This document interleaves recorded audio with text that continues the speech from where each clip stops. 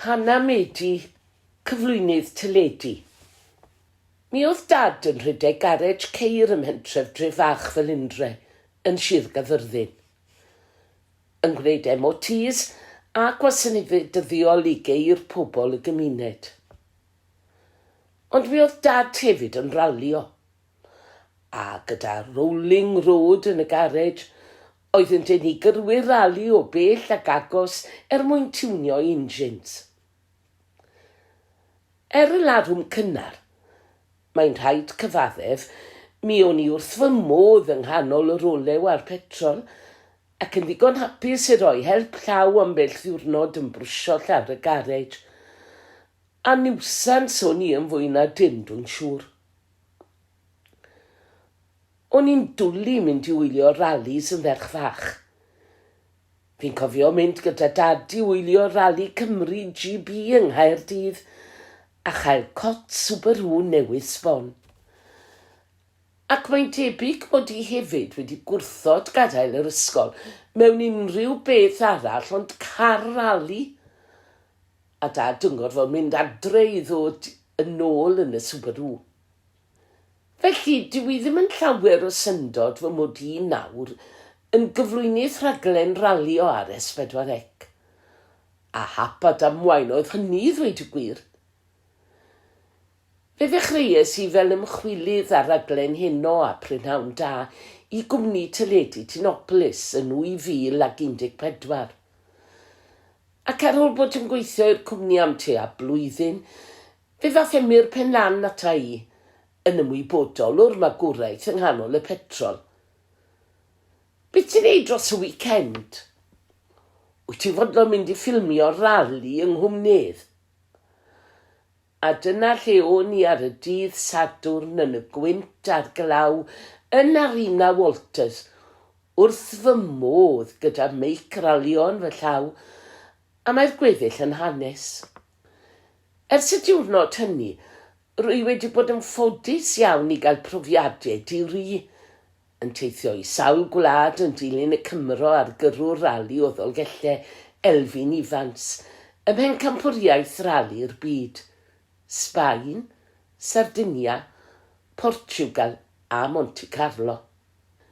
Roedd rhaglen ralio'n dathlu 20 mlynedd yn 2024.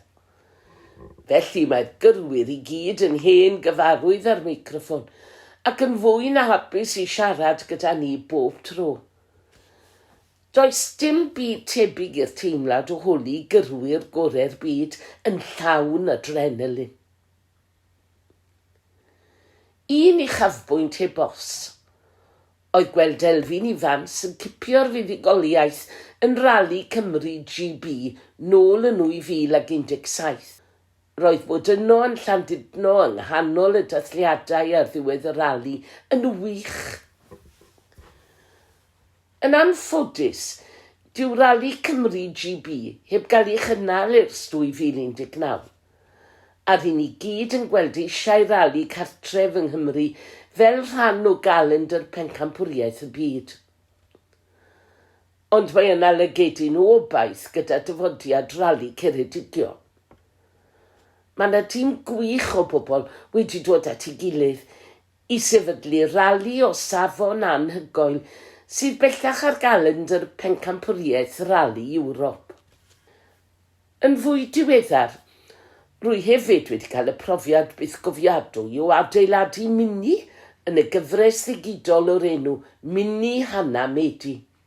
Fe gytunodd Endaf Owens o Fynydd Cerrig, brenin y minis, fe helpu fi adeiladu car rasio o'r dechrau i'r diwedd gyda'r gobaith o yrru'r car yn y pen draw.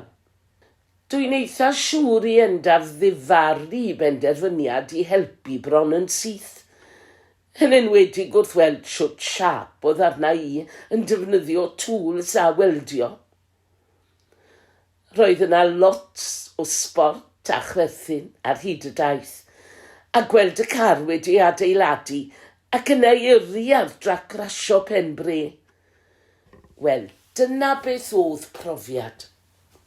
Rydyn ni ar hyn o bryd yng nghanol ffilmio ail gyfres Mini Hana Medi, a rasio glas neu autograst sy'n cael y sylw y tro yma. Camp mae mam a dad wedi cael tipyn o lwyddiant yn ddi dros y flynyddau. Cawn ni weld siwt eithi. A nawr, sy'n dianc rygbi Ralio am byth, gan fy mod i wedi priodi a gosian preis gyrrwr Ralio Fachynlleth. Mae dilyn gorfa osian wedi bod yn brofiad eitha emosiynol, fel bod ar dipyn o roller coaster i ddweud y gwir. Rwy mor falch ohono bob tro, bod y bola yn troi, a gweld osian yn llwyddo yn deimlad mor sbesial ar uchafbwynt e-bos oedd yn 2022 wrth i osian a'i gydyrrwr Noel O'Sullivan ennill teitl pencampwriaeth rali Prydain. Diwrnod byth gofiadwy. Fel diwrnod ein priodas ni hefyd, llawn cariad. Heb un car rali, coeliwch neu beidio. Felly pwy a wyr beth a ddaw yn y bynod newydd a chyfroes yma y mywyd ni'n dau. Ond un peth sy'n sicr. Fe fydd na'r betrol a refio engines sy'n dwywaith am hynny.